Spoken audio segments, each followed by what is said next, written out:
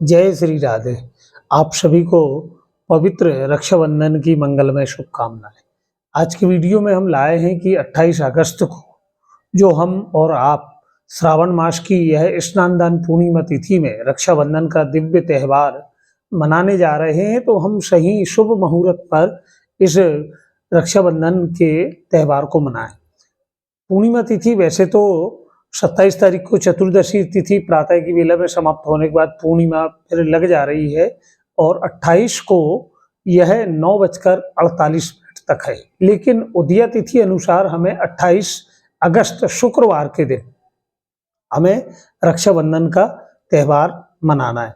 भद्रा का इस साल किसी भी प्रकार का मन में कोई आप संशय ना ले, भद्रा 27 तारीख को ही समाप्त हो जाएगी रात्रिकालीन वेला में। 28 को भद्रा नहीं है। अब 28 को एक और चीज आ रही है और दिन चंद्र ग्रहण भी है। तो ग्रहण जो है प्रातः के समय 8:04 से आरंभ है और 11:22 तक है, लेकिन यह प्रातः के समय में है, तो दिन के समय हमें चंद्रदेव के तो दर्शन होंगे नहीं, तो हमें यह ग्रहण को भी नहीं मानना है। मन में किसी प्रकार का ग्रहण को लेकर भ्रम ना ले। यह विदेशों में है, अमेरिका, यूरोप, अफ्रीका, जिस समय रात्रि वहां होगी।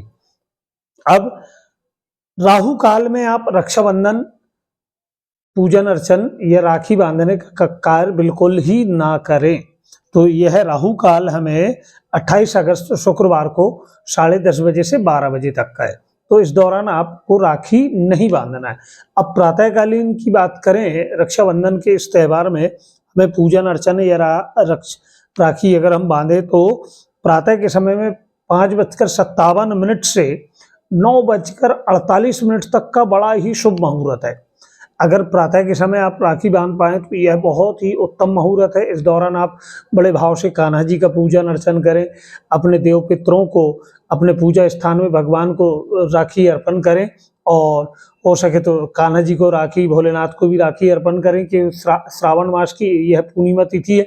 भोलेनाथ को भी आप राखी अर्पण करने के बाद में फिर सभी लोग बहन अपने भाइयों को तिलक लगाकर, अक्षित लगाकर फिर हाथों में राखी बांधे।